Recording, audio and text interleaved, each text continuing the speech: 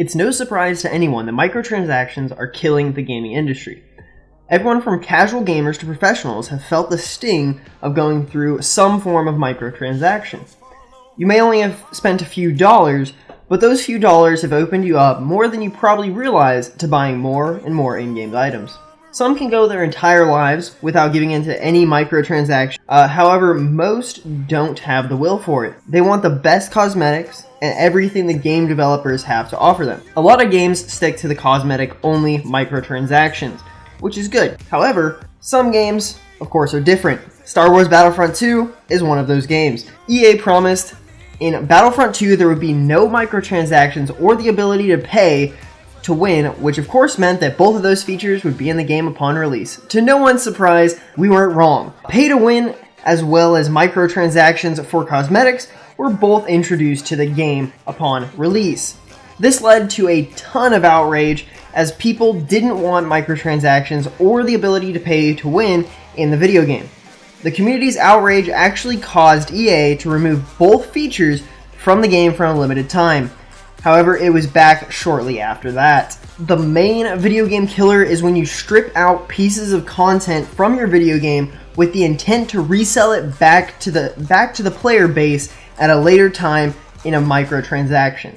When this happens, it pushes people out of that game as fast as possible and leaves a bad taste in their mouths for the future. People feel like they're being sold an unfinished game only to be sold what was missing at a later date. With this becoming the norm of companies, a lot of people aren't gaming anymore. Most people are seeking non-AAA games. This is why indie games have blown up in the past 6 years.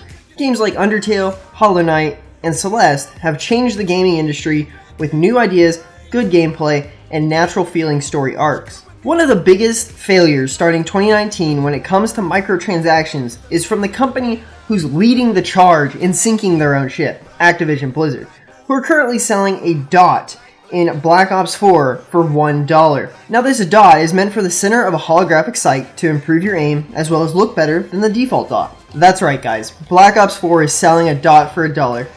Oh wait, it's on sale, it's only 50 cents, better jump on that deal now guys. Moves like these make me lose faith in the gaming world, but more specifically, AAA studios.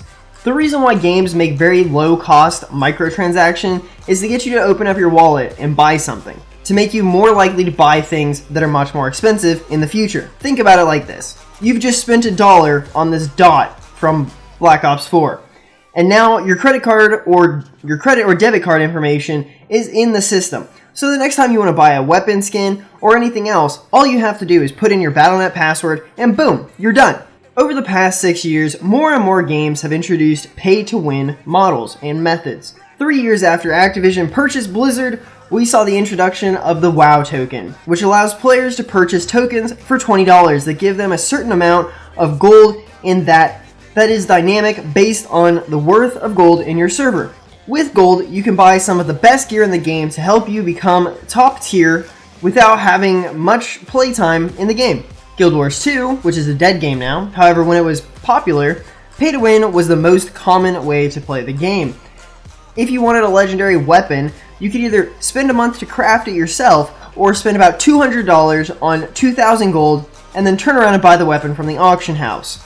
We've already covered Battlefront 2 bringing their pay-to-win model into their game, but this also extends to Black Ops 4.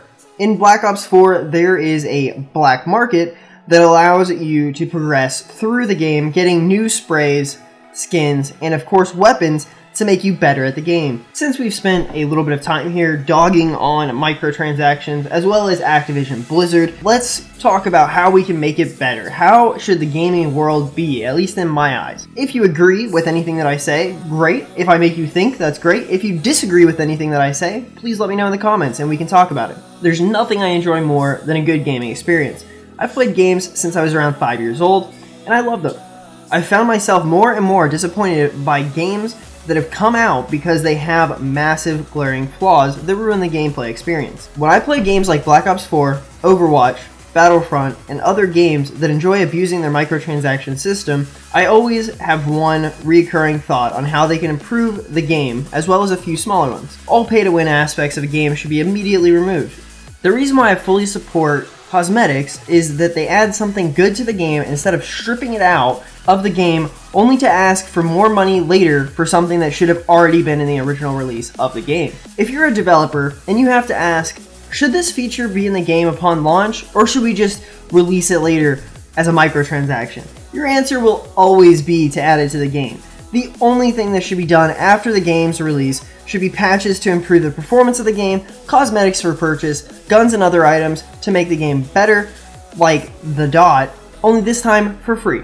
As much as I hate on Activision Blizzard, there's one thing that the Blizzard division does very well, which is content patches for World of Warcraft. Now, World of Warcraft sells an expansion for $60 that opens up a massive new region of the game, along with thousands of new quests, races, classes, and much more. Roughly 4 months after that, they put out their first major patch, which furthers the story of the game, adding a lot of new content, and it's totally free. They don't charge extra, even though they could. I would urge Activision to take this model with Black Ops. Instead of charging $60 for the game and then another $40 for the season pass, that's just too much for what you get in a game like Black Ops, in my opinion. Especially since the new Black Ops 4 doesn't even have a single player mode. Anyway guys, that's all she wrote. I hope you've learned something, or at the very least I've helped you to understand a different perspective on gaming and made you think to some extent. My goal was to express my thoughts to whoever would listen and start a conversation and a dialogue. So if I've done that, let me know in the comments down below. Also subscribe to the channel because we're going to be putting out a ton of new content coming up. I have a massive content strategy plan for 2019. This is just a new thing that I'm trying out here, where we kind of break down an aspect of the gaming industry and kind of have a discussion about it. If you enjoy that, talk to me in the comments. Let's talk about good versus bad microtransactions and everything like that. If you don't like this, well, maybe check out some of the future videos, because they're not all going to be like this. This was kind of me reading one of my essays and just speaking about it. Guys, I hope that we can help the gaming industry get back to the state it once was in, without all the microtransactions, without all the pay to win, and really just get back to our roots, so to speak. Anyway guys, I am Helmsy. Thank you so much for listening and watching, and until next time, I will see you all later. Much love and peace!